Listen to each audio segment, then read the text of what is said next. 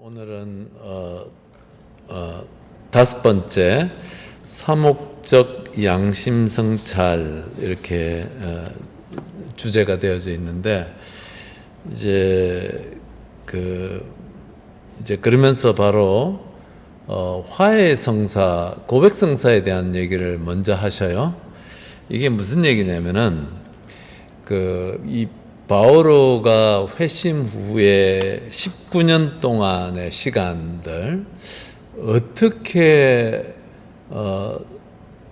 그리스도의 복음을 전했는지를 살펴봄으로써 우리들이 거기에는 신부님들, 수녀님들도 있을 수 있고 또 예수님을 따르는 우리들 자신들도 있고 우리들이 어떻게 신앙생활을 하고 있는지를 바오로라는 거울을 통해서 우리를 돌아보도록 초대하는 거예요. 그러니까 양심성찰이라는 거는 우리가 이제 한번 돌아봐라 라는 초대인 것이죠. 그래서 이제 처음은 아닌 것 같은데 우리 추기현께서는 그 화해성사에 대해서 약간 우리들이 전통적으로 알고 있는 그러한 화해성사의 그 틀에서 약간 보충을 하셔요. 근데 저는 그것이 굉장히 좋다고 생각이 들고 우리가 이렇게 배우면 좋겠다 싶은 것이 우선은 그 화해성사 그래서 이제 찬미의 고백 이런 부분이 나와요. 그럼 뭐냐면은 이제 고백성사를 할 때 그냥 내가 뭐 잘못했지라고 이렇게 막연히 들어가는 것이 아니라 어떤 것에 대해서 특별히 하느님께 감사를 드려야 하는가의 물음에 대해서 이렇게 성찰하고 들어가는 거예요. 하느님께 내가 특별히 내가 감사해야 될 것들, 무엇을 점점 감사할 것들이 점점 더 많이 보이고 더 깊이 보이고 그럼으로써 이 주님께서 하느님께서 나에게 베푸시는 그 은총 그리고 감사할 것에 주목을 먼저 한다는 것 그렇게 하고 그 다음에 두 번째가 이제 우리가 삶의 고백들이 있는데 고백 안에서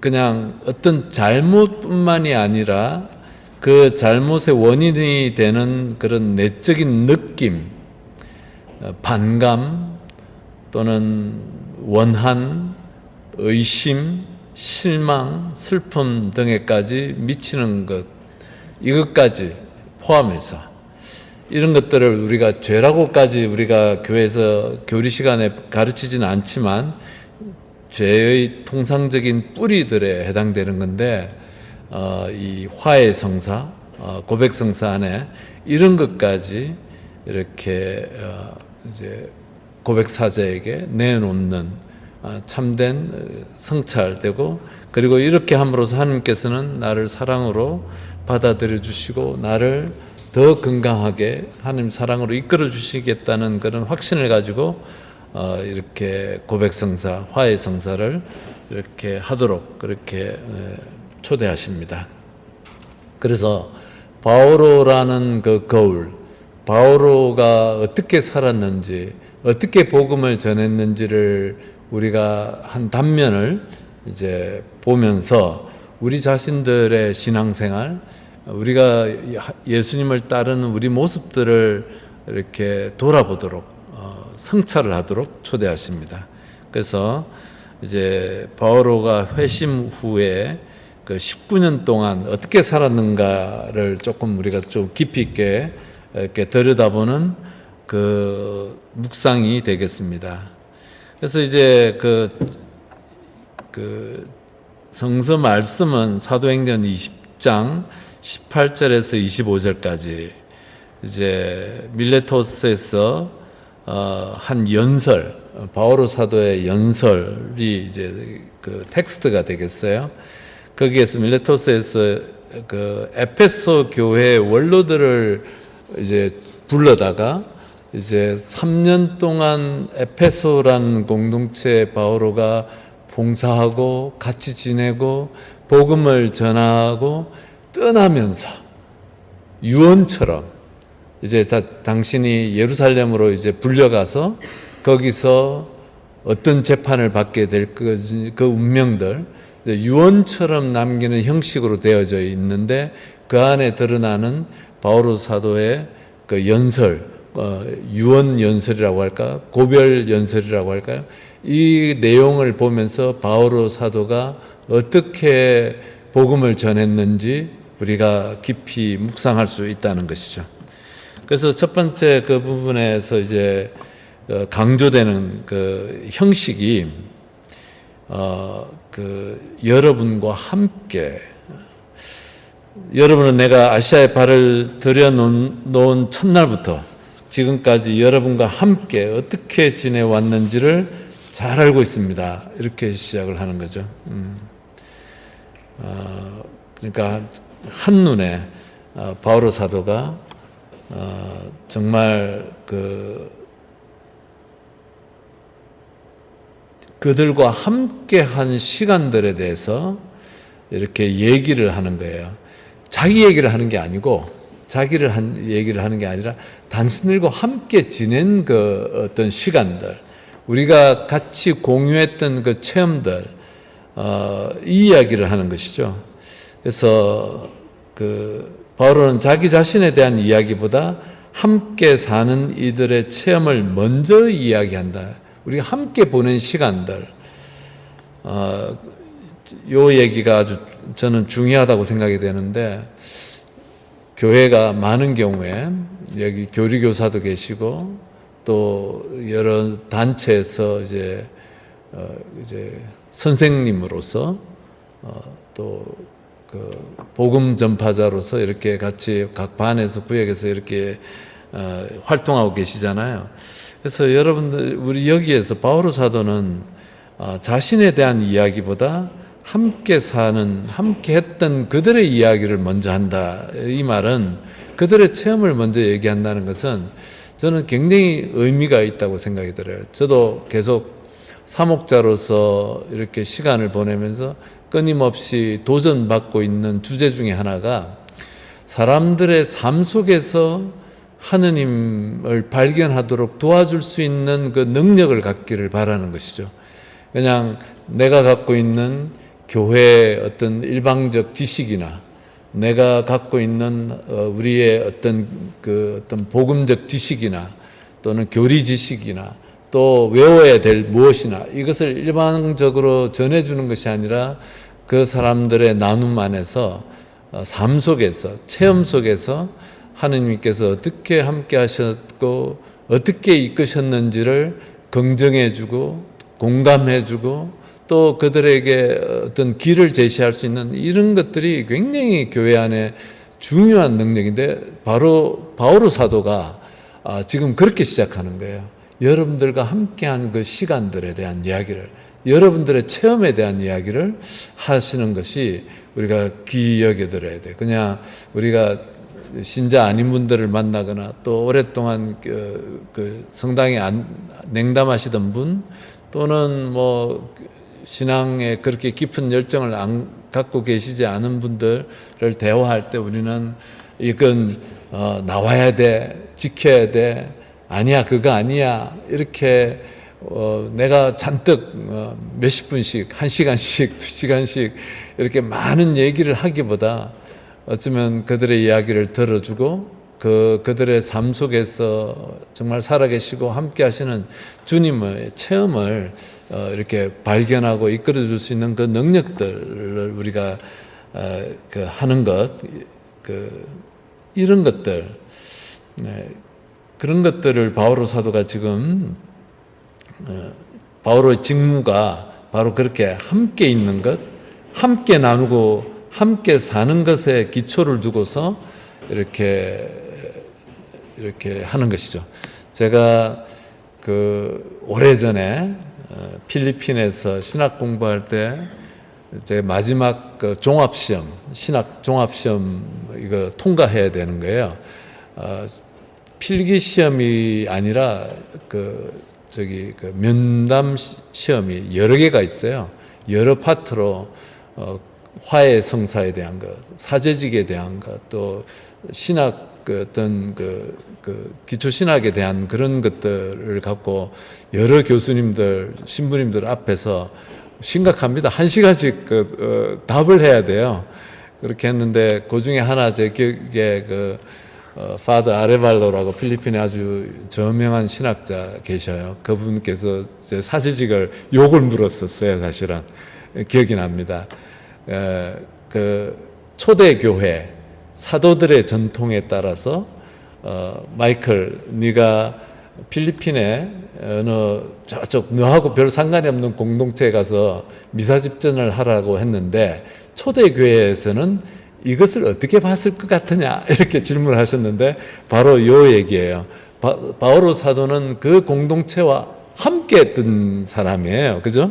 그러니까 이게 그냥 그분의 성서적 사도적 전통에 따라서 설명하라라고 한 것은 아마 나의 그런 저의 부족한 지식을 교회 전통 안에서는 내가 거기 가서 미사를 하고 빵을 나누는 것이 전혀 상관없는 사람이 나 그 공동체 몰라 하지만 사절한 이유로 가가지고 단지 미사를 하는 것을 통해서 이게 초대교회에서는 사도적 전통에서는 어떻게 볼 수 있느냐 이런 질문을 제가 여러 질문 중에 하나로 이렇게 받았던 기억이 났습니다.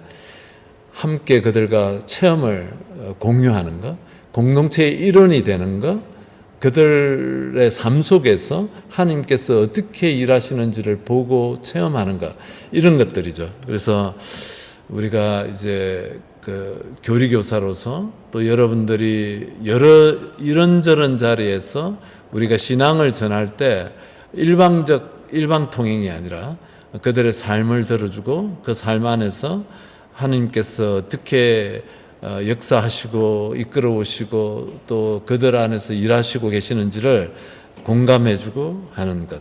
바오로 사도가 그렇게 시작을 하셨다는 거예요.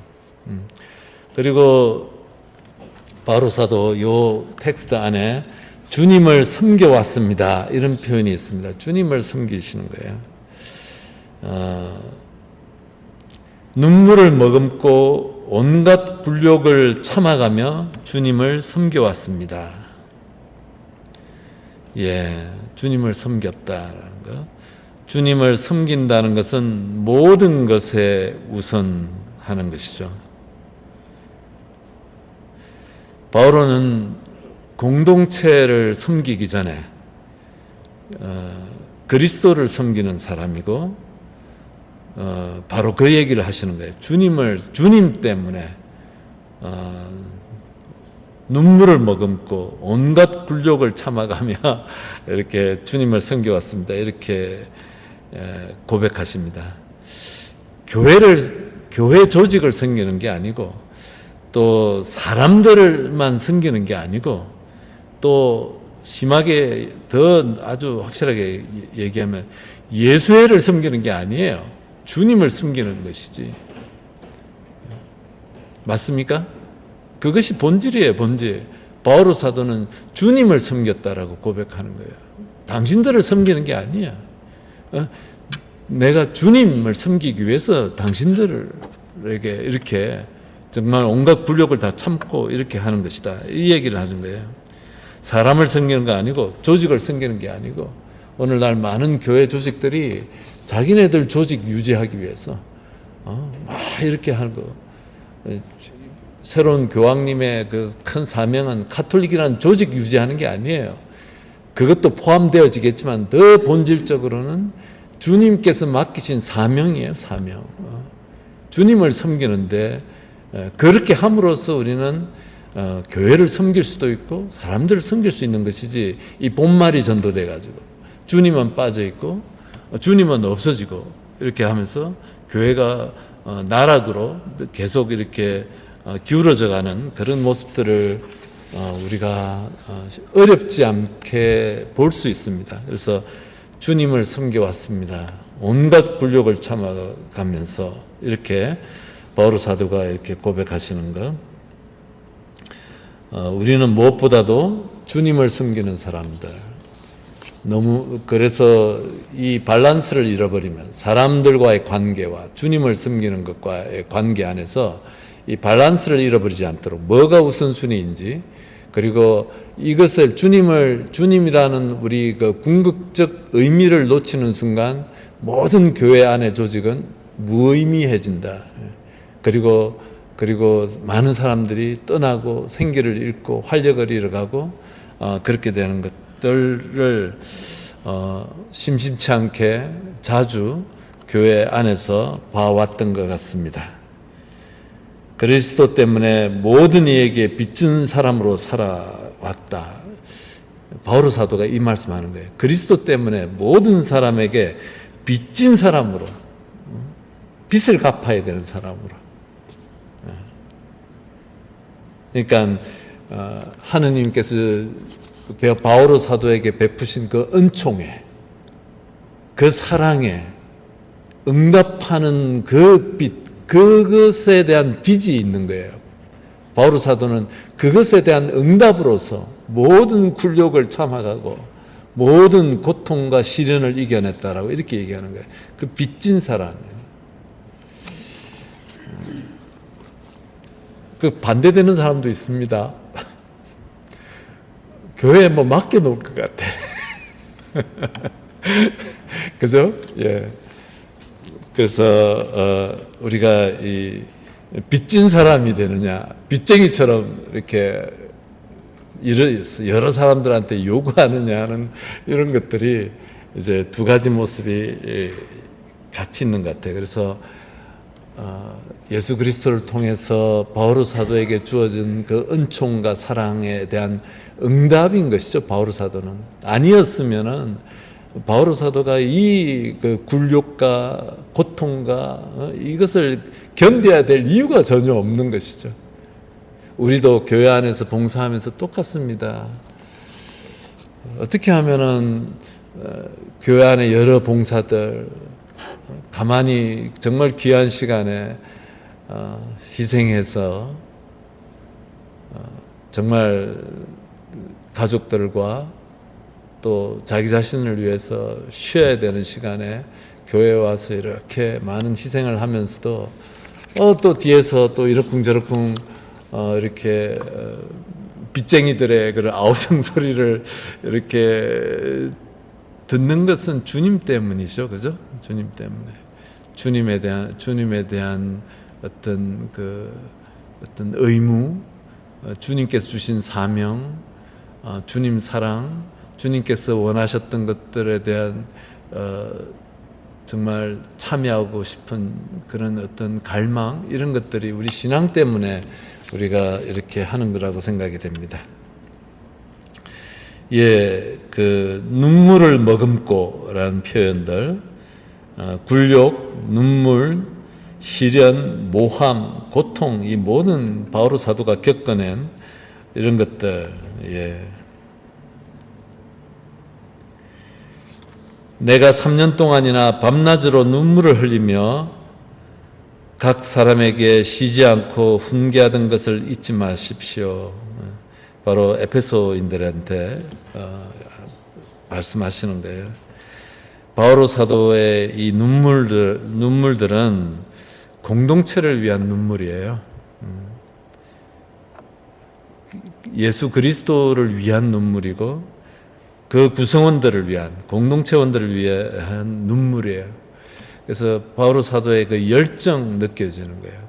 얼마나 눈물을 흘리면서까지 정말 그 크다란 어떤 그 적들, 바오로 사도를 눈물 흘리게 했던 것은 어떤 이단자들, 거짓 교사들 와서 잘못된 그리스도를 전파하는 그런 사람들 때문에 밤잠을 설치면서 눈물을 흘리고 고통을 받고 했던 그 바오로 사도의 그 열정이 있는 것이죠.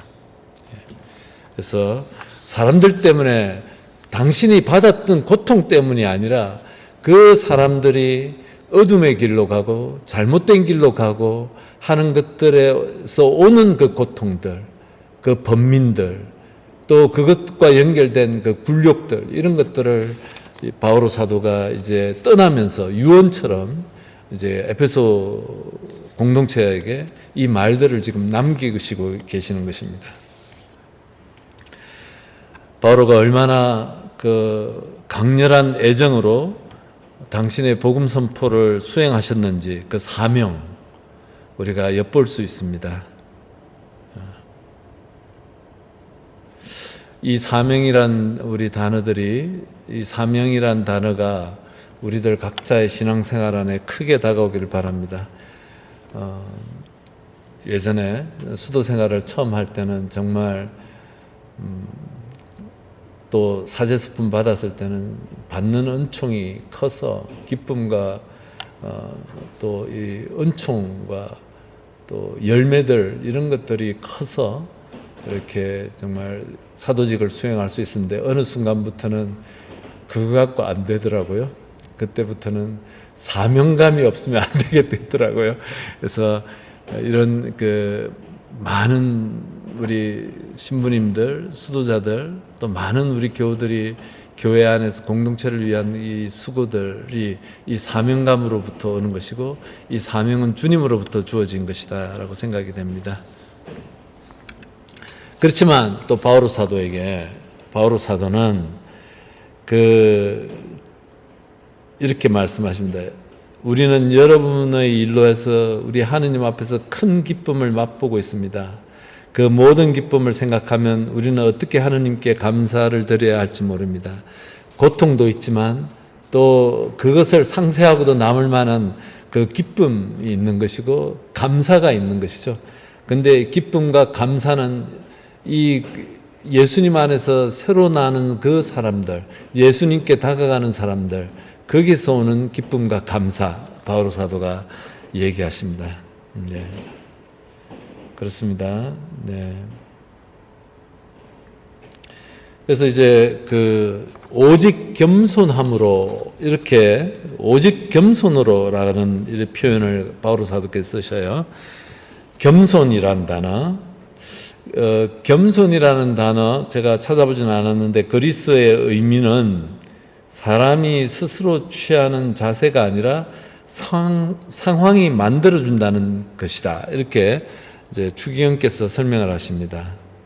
그러면서 예를 드신 것이 마리아 찬가, 주님께서 여종의 비천한 신세를 돌보셨습니다라는 구절에서도 성모 마리아께서 당신이 가치없는 존재, 비참한 존재, 작은 존재, 소용없는 존재이므로 낮추려고 할 필요도 없다는 뜻. 벌써 그 존재, 내가 자기적으로, 인위적으로 노력해서 내가 겸손해지는 것, 이거 겸손이 아니라는 거예요. 나는 원래 그런 존재라는 것에 대한 자각이라는 것이죠. 바오로 사도의 겸손이라는 것은 이 차원에서 온다는 거예요. 정말 아무것도 아닌 팔싹둥이 같은 당신, 아무것도 없는 자기를, 비참한 존재를 갖다가 작은 존재를 불러주셨다라는 것이죠. 그래서 성모 마리아의 이 찬가에서 나오는 이 겸손, 바로 그분이 성모 마리아께서 자각하셨던 하느님 앞에 정말 보잘것없는, 자기가 당신이 겸손해지려고 해서 겸손해진 것이 아니라 자기를 정말 투명하게 볼 수 있는 솔직한, 그 솔직함에서 오는 미약한 당신이 미약한 존재라는 것에 대한 자각, 바로 성모 마리아께서 가지셨던 그 겸손을 바오로 사도도 겸손으로라는 단어를 쓰시고, 이것은 당신 자신이 정말 주님 앞에서 아무것도 아닌 존재이고 모든 것이 주님으로부터 왔다는 그 자각, 자기가 가지고 있는 이 모든 것들이 주님 것이고 자기의 언변조차도 내 것이 아니다라고 이렇게 고백하는 그 겸손함. 예. 그리고 이것이 우리가 복음을 전파하는, 복음을 이웃에게 전하는 사람들이 가져야 되는 우리 태도들입니다. 바오로 사도 사목활동의 특징인 겸손의 세 가지 측면에 대해서 얘기를 하셔요. 하나는 이제 사회적인 측면이 있다. 사회적인 측면이라는 게 다른 사람들과의 관계 안에서 일어나는 겸손의 측면이 있는데 딱 그 두 가지를만 얘기를 하십니다. 두 가지 태도가 있는데, 하나는 타인에 대해 요구하는 것이 없어야 한다. 우리 자꾸 다른 사람들 요구하잖아요. 우리의 불편함들, 마음 안에 어떤 사람에 대한 불편함이 있다면 그 자세히 들여다보면 틀림없이 요구하는 것이 있을 것입니다. 저도 그렇고, 그래서 요구하는 것이 없어야 하나, 그러나 관심은 있어야 된다. 이 얘기를 하셔요. 그것이 겸손의 사회적인 측면이다. 그러니까 경청하고 관심을 갖고 해야 되는지만 요구하면 안 된다는 거죠.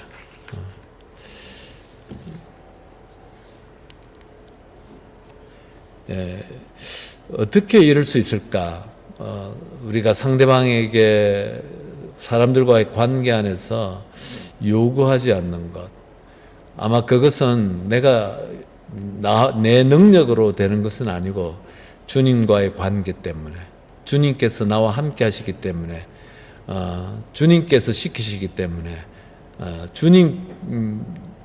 주님 안에서 일어나는 그 관계 때문에 다른 상대방 사람들에게 요구하지 않을 수 있겠다, 이 생각은 들었습니다. 그리고 겸손의 개인적인 면, 자신을 있는 그대로 평가하는 것이다. 바울은 자신에 대해 자주 솔직히 평가를 내리곤 했는데, 팔싹둥이 같은 나에게도 나타나셨습니다. 나는 사도들 중에서 가장 보잘것없는 사람이요 하느님의 교회까지 박해한 사람이고 또 사도라고 불릴 자격도 없다, 이렇게 얘기를 하십니다. 그래서 이런 솔직함, 자기 자신에 대한 솔직함, 그리고 당신께서 받으셨던 그 환난, 그런 것이 어떤 것인지 당신들에게 알리려고 합니다. 그 환난은, 바오로 사도께서 겪으신 그 환난은 우리의 힘으로는 도저히 견뎌낼 수 없으리만큼 심해서 마침내 우리는 살 희망조차 잃게 되었을 때, 이렇게 사형선고를 받았다는 생각이 들자 우리는 우리 자신을 믿지 않고 그때부터 죽은 자를 다시 살리시는 하느님을 믿게 되었습니다.